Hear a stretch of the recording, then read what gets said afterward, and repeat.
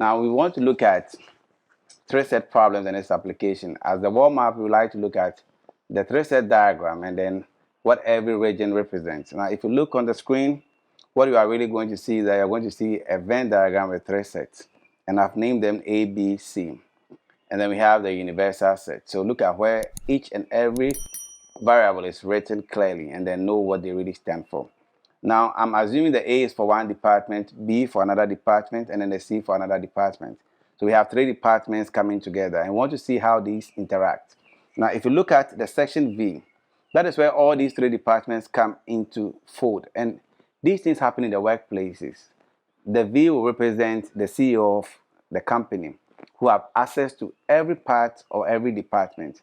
Now we can have those who work with only A only, and that would be I, B only, that would be III, and those who work in department C only, that would be VII. Now these only, A only, B only, and the C only, are people who don't really interact with any other department. They work specifically for A. Okay, then we look at what about people who work for A and B. For people who work for A and B, we are having two regions to represent that. We have the II and then the V.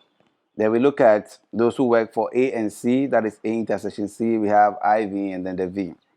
Then we also look at those who work in department B and C, that's B intersection C, we have V plus VI.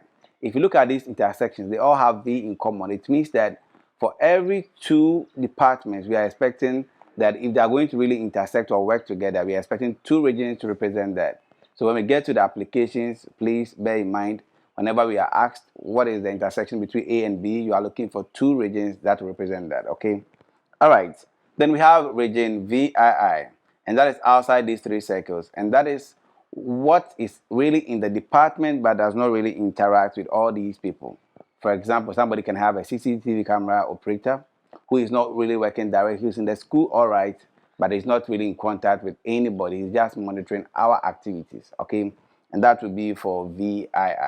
All right, so to represent it in a set definition, we are going to say that the VII would be A union B union C, or complement. And the complement means that it is not in A or B or C.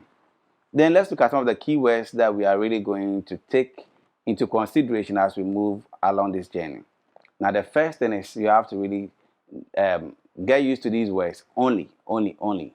If you hear only, it means we are not going to do any subtraction. We are going to write the figures inside these Venn diagrams just as they appear. All right. Then we also have words like no. If you hear no, it means we are talking about no representative coming in, and then the value is going to be 0. Then we are also going to hear words like these people work with A and B but not C. So it means we are going to look at A and B, and we are going to take away the C circle out of that. So thank you for moving with us. This is just the warm-up. We are going straight into the field of study and its application. I hope you really enjoyed this warm-up. You can really scroll back, and then it's a video, so you can really go back and then watch whatever you don't really understand. I hope you've enjoyed it. Now let's get into the main action.